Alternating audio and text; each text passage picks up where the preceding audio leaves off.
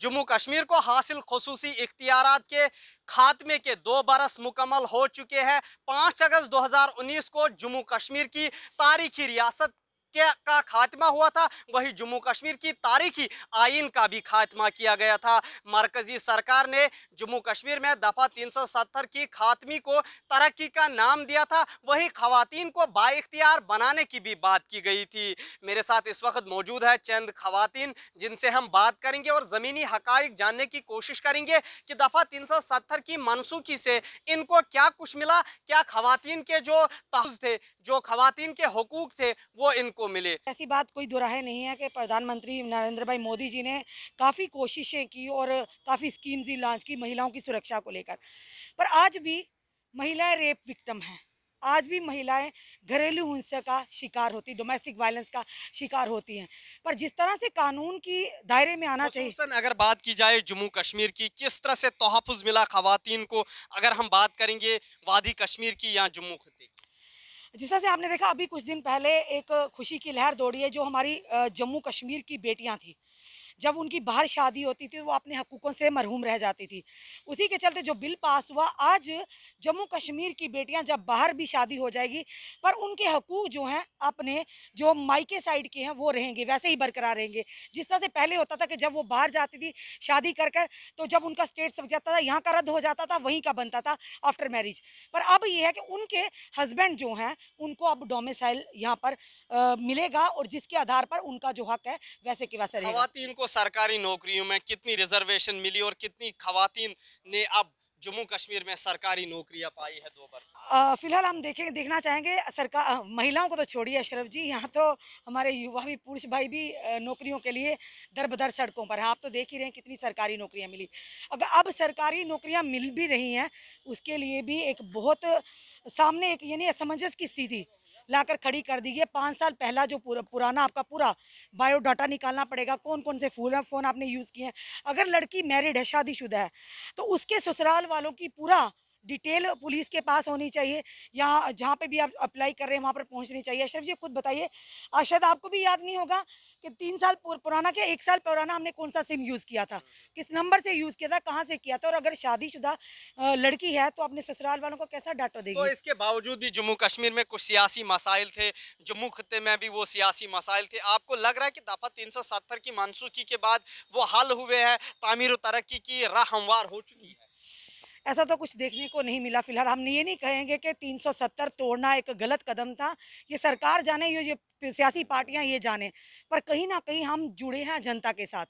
एक महिला होने के नाते, एक सिटीजन होने, रिस्पॉन्सिबल सिटी होने के नाते, जिस तरह से वायदे किए गए थे दफ़ा 370 के टूटने के बाद, सवाल वहीं आकर खड़ा होता है अशरफ जी। अगर लोगों को दिखाया था, ये वायदे किए गए थे कि अब 370 के बाद एक नया जम्मू कश्मीर का निर्माण होगा, एक नई तस्वीर उभर कर आएगी, और साथ ही साथ कहा गया कि रोज़गार मिलेगा, महंगाई कम होगी, और साथ ही साथ प्रगति के नए रास्ते खुलेंगे, बड़ी बड़ी कंपनीज यहाँ पर आएंगे, इन्वेस्टमेंट करेंगे, और यहाँ के युवा जो बेरोजगार है उनको रोजगार मिलेगा।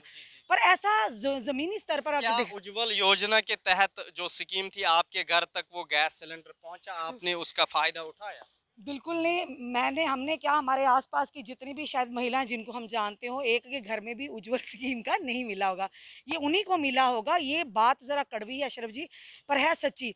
ये उन्हीं को मिला होगा जो मंत्री संतरी के जिनके रिलेशन में होंगे, या जिनकी जान पहचान होगी, उन्हीं के घर में ये उज्जवल या कोई भी स्कीम प्रधानमंत्री जी को वहाँ, जो सही में डिजर्विंग है, जो सही में विक्टिम है, जिनको मिलनी चाहिए, उन तक अभी तक शायद कोई स्कीम नहीं। जिस तरह से आप देखेंगे, हमारा गोरखा समाज था, हमारा वाल्मीकि समाज था, और उनको जो हमारे वेस्ट पाकिस्तान रिफ्यूजी थे, 70 सालों के बाद आज उनको यहाँ की यानी नागरिकता मिली है।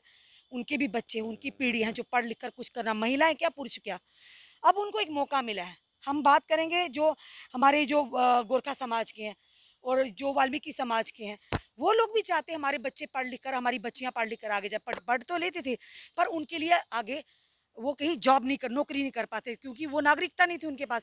पर इस बिल से यानी कि जो जो आपने कहा कि इसके बाद ये इतना ज़रूर हुआ है, उन लोगों को नागरिकता मिली है, वो भी एक अच्छी ज़िंदगी। जिस तरह से वुमेन रिजर्वेशन की बात की जाती है, ऐसा 2 सालों में स्टेट के बाद जब यूटी बनी है तब ऐसा मुझे नहीं देखने को मिला है। इवन कि मुझे क्या, अगर आप डाटा लेके सर्वे करने जाएँ आप किसी के भी पास, तो आपको हर एक महिला यही कहेगी कि हमें कुछ भी स्पेशल नहीं मिला। हाँ, एक डोमिसाइल जो है उसमें तब्दीली आई है, जिस तरह से यहाँ की जो ख्वातीन होती थी वहाँ पे शादी करती थी तो उसका यहाँ पर अधिकार छिन जाता था। बट अब ऐसा नहीं है, उनका यहाँ पर अधिकार रहेगा। बट अशरफ जी, उसके साथ एक सवाल ये भी बनता है ना, जो यहाँ से वहाँ शादी करती हैं, जो यहीं पर हैं, उनके लिए क्या कुछ सरकार ने किया है? तो इसीलिए मैं एक यंगस्टर हूँ और यंगस्टर होने के नाते मुझे ये लगता है कि जब हम पढ़ाई कंप्लीट करते हैं, हमारी सबसे पहले होप होती है कि हमें जॉब मिलेगी। तो मैं अगर जम्मू कश्मीर की बात करूँ तो मुझे नहीं लगता यहाँ पर पढ़े लिखे नौजवानों को भी यहाँ पर जॉब मिली है। और उसके बाद अगर पढ़ लिखने के बाद जो हमारे स्किल डेवलपमेंट कोर्सेज होते हैं वो भी यहाँ पर इतने सक्षम नहीं है कि करवाए जाएं, और अगर होते भी हैं तो वो भी आज सड़कों पर ही हैं। ये जम्मू कश्मीर का हाल है। जी जी, जम्मू खत्ते के बाशिंदा होने के नाते आप क्या कहना चाहेंगे? जिस तरह से बार बार कहा जाता था कि जम्मू खत्ते के साथ सौतेली माँ का सलूक किया जाता है, अब कितना इंसाफ आपको मिला जम्मू के लोगों को? कि जब स्टेट को यूटी बनाया था हम सब ने वेलकम किया, हम आज भी वेलकम करते हैं, कोई प्रॉब्लम नहीं है। जम्मू कश्मीर यूटी ही रहे, उसमें भी कोई प्रॉब्लम नहीं है।